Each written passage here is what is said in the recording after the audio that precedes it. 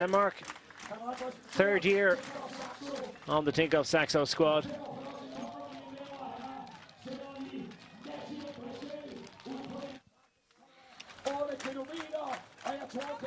So Matti Breschel with 13.6 kilometers facing him. And the time he's chasing, well, we understand that Mads versus Schmidt could well have eclipsed the previous best time, and the new benchmark time looks like it's 15:45 for the Danish riders. So Danish riders really coming to the fore. They're always strong in the time trial, traditionally very strong. So Mads Verst puts in an amazing performance. 15:45, that's what Edvald Boasson and Matti Breschel et al. Are chasing this evening in this second stage of the day. So my prediction has just gone out the window then. Forget 15:50. Yeah. What's it going to be? 15:40 more? Well, it's definitely possible now. If we could take another 10 seconds off this before we finish with today's stage. Scandinavian riders always strong in the time trial, aren't they? They always have been, yeah. But there's a good scene of time trialing from a very young age up in Scandinavia. Certainly, maybe not quite as much in Denmark as it is in Sweden and Norway, but yeah, we tend to do a lot of it. Every weekend there's a road race and a time trial that usually being organised as a 2-day event. Right. So road racing always there's lots and lots of small stage races that contain a time trial too. They're not actually set up as stage races. It's just a weekend of racing, 2 days, one road race, one time trial, individual. So not actually bringing the times together. Right. But obviously you're travelling to one place, you race both races, rather than driving halfway around the country chasing another road race somewhere. I think I might give the time trial a miss. Is that okay? Is that no. It's got to ride them both. It's got to be done, and it's one of those things for young riders. It's an absolutely brilliant form of racing training. Everything is going to bring you on in leaps and bounds, and it's often forgotten and neglected as well in terms of the importance of it. Hence why, yes, we've got Guldhammer going out here now. No doubt he's going to want to impress as well here now, sitting up there in 4th place on general classification. Just 38 seconds in arrears is Rasmus Guldhammer, so great opportunity for a massive result. 4th on GC in the Tour of Denmark back in 2009. Still just 26 years of age, and Guldhammer, he's been informed this year, 4th on GC in Tour de Fjords. Edvald Boasson having a good year as well. A few wins under his belt, not least, of course, the Norwegian Individual Time Trial Championship. And Boasson looks to be going well. No intermediate times, but the time he's chasing is 15 minutes and 45 seconds. Time set by Schmidt of Denmark.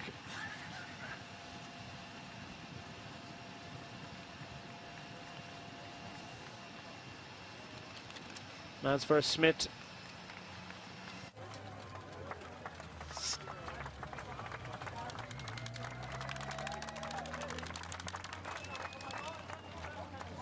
Magnus Cort Nielsen.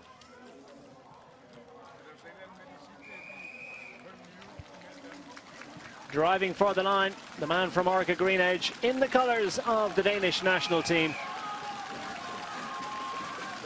And listen to the cheers. He's a popular man in this part of the world. They see the national colours and they know it is the most prominent member of that team. Stops the clock 16:37. Not a bad effort, but almost a minute down on the lead as it's currently held.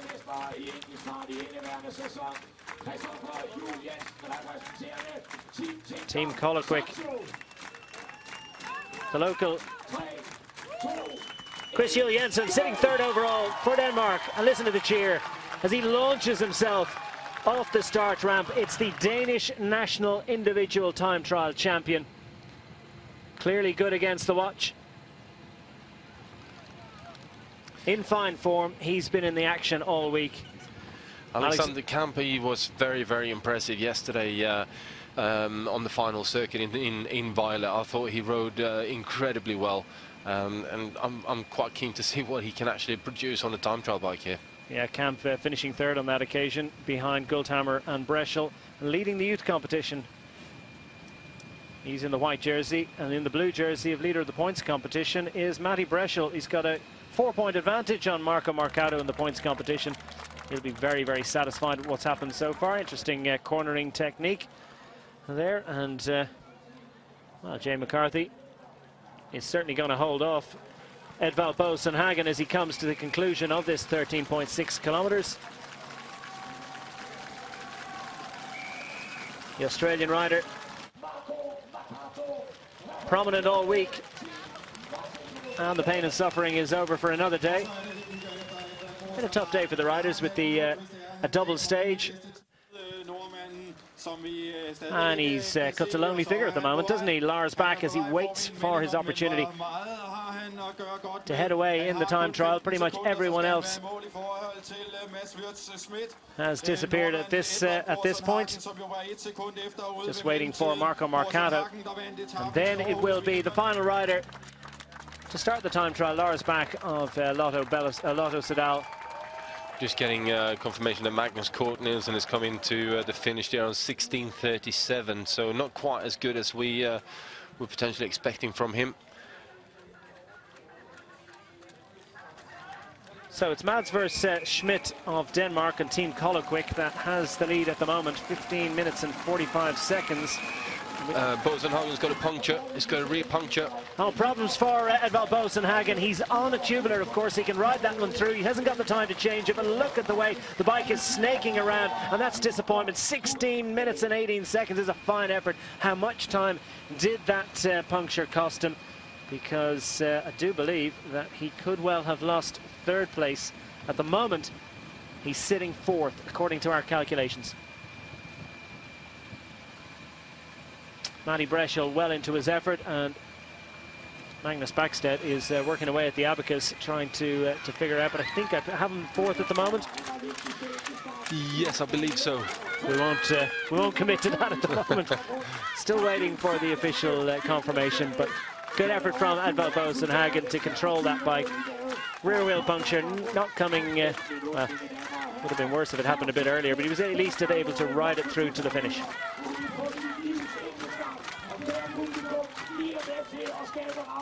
So now the overall race leader, Lars Idingbank of Lotto Soudal, breathes out, controls his breathing ahead of this penultimate time trial, and this is the big rendezvous for the general classification contenders. Defending that narrow 3-second advantage. You can see Marco Marcato off the start line, but I can tell you the Wanty Group Gobert rider is into his effort. He's 2 minutes ahead of Lars back on the road. He's 3 seconds in arrears on general classification. It's a narrow advantage. 12 seconds is Lars Back's lead over Tinkoff Saxo's Chris Juul Jensen. We'll pick him up on the road very shortly. He's 35 years of age now. 4th year with Lotto Soudal. And he's off and running. Listen to the cheer. The final rider in stage 5 of the Tour of Denmark. And the local crowd are really being treated to some fantastic performances by their heroes this week. Not least, of course, from Matty Breschel. 9 stage victories in his Tour of Denmark career to this point. He's not finished yet. Great opportunity again for him tomorrow. What about today? Well, what about today? Obviously had a good stage this morning, but I don't know about the time trialing effort, whether he's got the legs or not. I think it's a pretty special the time that Schmidt has put down, and 15:45. That's going to take some doing to beat, and I'm just not sure whether Matty Breschel is actually up for that type of a time. Yeah, well, he would have gone very, very deep to take that sprint victory today, and indeed yesterday, but particularly having done it this morning, to get the legs to fire again in the evening is difficult, isn't it? Well, it is difficult, but it's something that these guys should be capable of doing. And yeah, it used to be a number of years back that we did quite a few sort of double stages where you had road stage in the morning and time trial in the afternoon, and you tend to sort of get into the swing of things and how you actually, you know, used it and dealt with it. Whereas now these guys are not, they get maybe 1 or 2 a year, if that. So yeah, bit of a sort of. It's a different world, yeah. Well, yeah, very, very different. There was a time when Tour de France riders went on strike because there were so many split days. I think on some wasn't entirely unknown for the Tour de France to actually run 3 stages in one day as they maximised the income from stage finish towns, and eventually enough was enough as far as Bernardino and co were considered. So now it's a relatively rare event, and as you say, the current breed of professional not that used to making 2 big efforts on one day. Having said that, the powers of recovery of professional bike riders never ceases to amaze me. It just seems to be so routine for them to be able to go again and again, day after day. Yeah, well, you become accustomed to it, and you know, if it's you train for it, and with that, you know, when it's required, you just dig that little bit deeper, and a lot of the time it's not actually physically whether you're ready for it or not. It's what you mentally decide that you want to do. You know, cycling is, as far as I'm concerned anyway, as much about your mental attitude as it is about your physical fitness.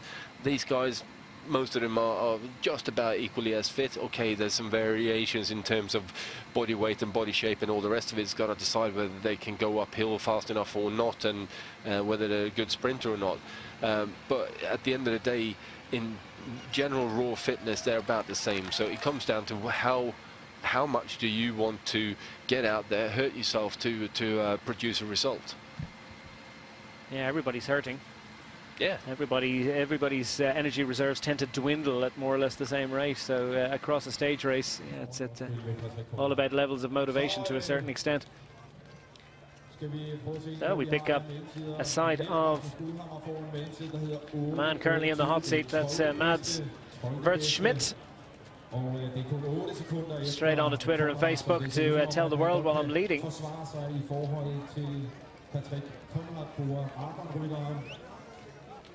Took the under-23 Paris-Roubaix a couple of years ago. Well, I'm just getting some information here that Mathieu Breschel has gone past the intermediate time 30 seconds slower than Bosenhagen did. So that's clearly not going very well. And same thing with Guldhammer. He's about 15 seconds down on Bosenhagen.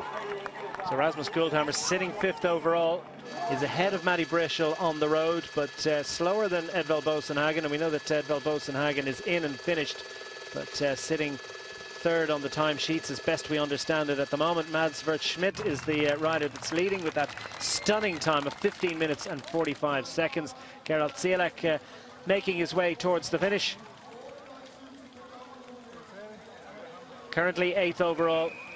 1 place in front of Edvald Bosenhagen, 1 place behind him on the road as he races through to the finish. The man from MTN Quebec and Germany, winner of Milan-San Remo a couple of years ago, really launched the MTN squad. He announced their arrival on the big stage. 16 minutes and 54 seconds for Gerald Zielek. Workmanlike performance for a man who's capable of good results in short prologues over 3, 4, 5 kilometers, that kind of thing, but maybe 13.6 kilometers, just that little bit too far. Now Lars Bak, 35 years of age, the yellow jersey in his home race. Can he finally take the victory that he so desperately desires? And ahead of him on the road, the first sight we've got of Marco Marcato, who's been, well, to the fore all week, the Italian. Second at just 3 seconds. I think he's going to be the one to lose out on this particular type of effort. Really not known for his time trialing ability. But, you know, when you're up there racing for general classification, things tend to change a little bit. You tend to be able to focus and push yourself that bit harder. But I just have a feeling that he's going to be the man out of the top sort of 4 or 5 that's going to suffer the most today. Well, he's suffering now, and he knows he needs to suffer. He's going to hang on to that position. He's got an 9-second lead indeed over Chris Juul Jensen.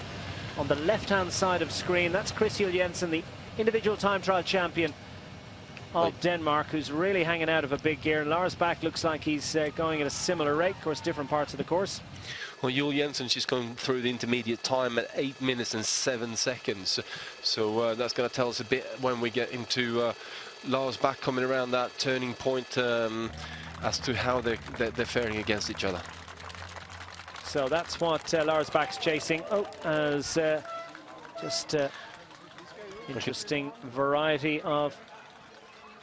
I can just say that Bosenhagen went through that on 8 minutes and 11 seconds. So Jules Jensen 4 seconds quicker than Bosenhagen. 4 seconds to the good, and Bosenhagen, as we know, is just over half a minute slower than the man who leads this time trial. But we're concentrating really on the general classification contenders as they're starting to make their way across the finish line.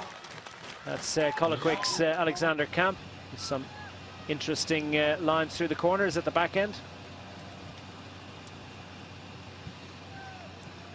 Well, the time seemed to have slowed down a little bit. Chris Jules Jensen from Tinkoff Saxo. Good 10th place finish in the morning stage. Managed to stay at the front end of a little bit of a split. Mads Wirtz Schmidt leads from Soren Kragh Andersen. Daniel Fomenik it is that's sitting third at the moment, just a few seconds ahead of Edvald Bosenhagen. But it's Mads Wirtz Schmidt that has the lead at the moment. And who can unseat him? Team from Almaborg, Bornholm rider.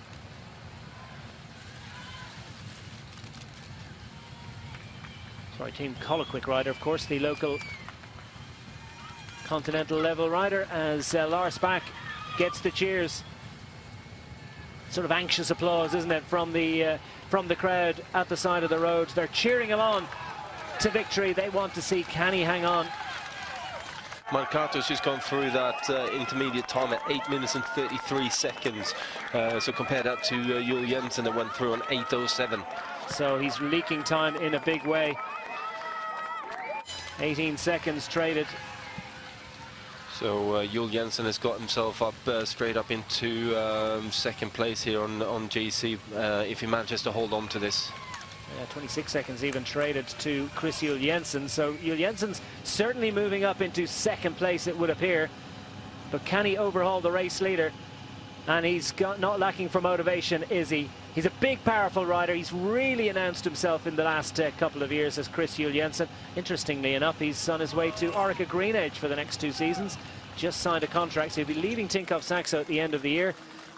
Matty Breschel, his teammate, coming to the conclusion of his efforts, sitting 4th overall, the 30-year-old, with those 9 stage victories in his career in Tour of Denmark, 2 so far this week.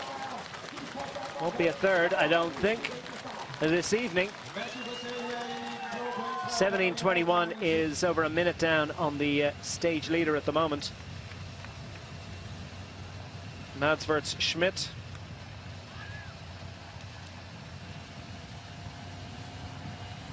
Across the speed bumps for Lars Bach. That means that he's lost out to Alexander Kemp, Matty Breschel. So Matty Breschel leaking a little bit of time at the moment, but doing a good job.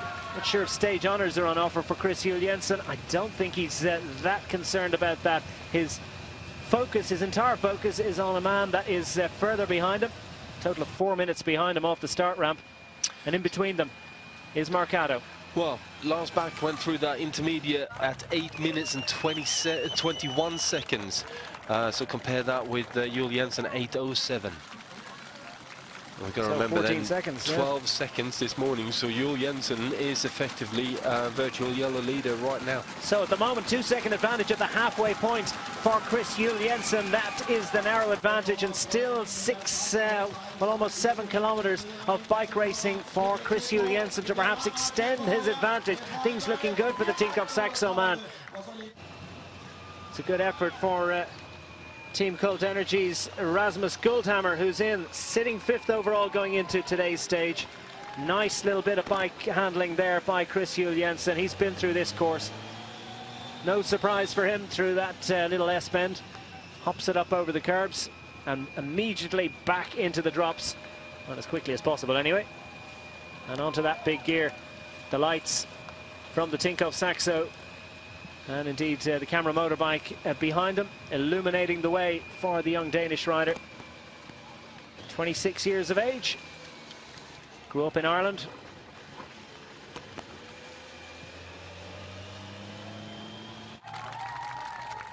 And he's coming towards the conclusion of his effort. How much time has he managed to put into Lars Ittingback? Has Lars Bak saved a little bit for the second half of this course with the tailwind? Tailwind such as it is. Hardly a breath of wind. Perfect time trial conditions. And Chris Jensen piles it on all the way to the finish, and he's out of the saddle. He's not going to get back in the saddle till he's crossed the line. You can see the pain etched on his face, but it's been worth it. 16 minutes dead, and by my reckoning that puts him into a share or something very close. Anyway, they're going to be separated by just hundredths, fractions of a second, himself and Søren Kragh Andersen. So 15 seconds off the lead of the stage. Potential second place finish in the stage for Chris Jensen, but of more importance to him, he's putting time into Lars Bak. Has Lars Bak saved anything for the second half? Well, that's the big question. It's obviously difficult to wind up the speed on such a short effort, but you never know with someone like Lars Bak. He's he's such a seasoned campaigner now. Then he will potentially be able to, if he hears that he's behind, he will be able to push himself, but how much? I think Juul Jensen has just done a really solid time on this particular course, and I think the wind has picked up a bit, hence why all of a sudden we've got some slightly slower times for these the top riders. Yeah, slightly fluctuating conditions, but at least they got, well, of course the GC guys have had pretty much identical situations, so the time that Lars Bak is looking for to retain a lead over Chris Jensen, always assuming that Marco Marcato is slipping out of contention. Well, that's 16:12. We'll watch to see what the time is when Lars Bak completes his efforts. 16 minutes and 12 seconds. The next man we're going to see across the finish line very shortly will be Marco Marcato of Wanty Group Gobert. And he had a 3-second advantage on Chris Jensen, so he needs to complete in 16:03. I don't think that's likely to happen. Mads Schmidt doesn't show a lot of emotion. I think he can begin to start thinking about celebrating. Well, I think he can do so. I don't think he believes it himself. This will be a massive win for the young man. Just 21 years of age, young Dane out of a big time trialing school I have in this neck of the woods. Well, Lars Bak knows he's got to put on his biggest gear and really get that gear churning. It's effective, but look at the way his head and his shoulders are really rocking. The shorter the effort, well, often the less svelte or beautiful the position on the bike, because you've really got to just get the power into the pedals any which way. Yeah, and Lars Bak rides with this particular way where he just turns over such a big gear all the time. It never really looks like he's traveling anywhere. It looks slow, but he's actually going quite fast.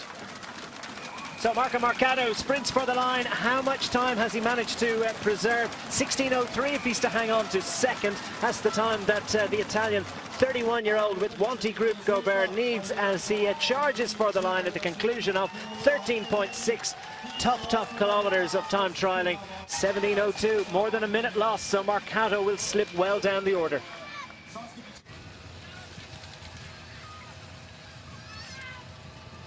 So just one rider left out on the course. It is the overall race leader heading into today's stage. Lars Ittingback with the more careful run through the little S-bend there. Relatively careful. He still takes to the footpath on the exit of the curve. And Lars Bak hanging out of the biggest gear that he possibly can, bigger than most. And Mads Schmidt is starting to sign autographs. Well, he might. Well, I think that was the autograph to say that, yes, I'm going to the doping control. Which is a good thing. Which is a very good thing. Well, it's not the last autograph he'll sign today, that's for sure, yeah. So, Mads Schmidt of Team Colliquick. Surely nothing can prevent him from taking this. Oh, he's got a puncture as well. He's got a puncture as well. And it's absolute disaster for Lars Bak, and it's an interesting decision. Should he ride this one all the way to the line? He should do. He definitely should do. He's just got one corner here, and that's the going across the curbs here He's having to clip out. No, get on the bike. Get on your bike. Should he have ridden that? Well, that is an interesting decision from Lars Bak. The bike comes off the roof of the car and he's immediately on his way. But look at the time that's lost. It must be 15-20 seconds or more for Lars Bak. And there was a little bit of decision making as well. Bit of a delay as he had a little think about it. So Lars Bak looked as if he was losing his jersey. He's unclipped there as well. And he's got to get the foot back in. It's absolute disaster at the back end of his time trial as we see two riders from the top 10 suffering punctures.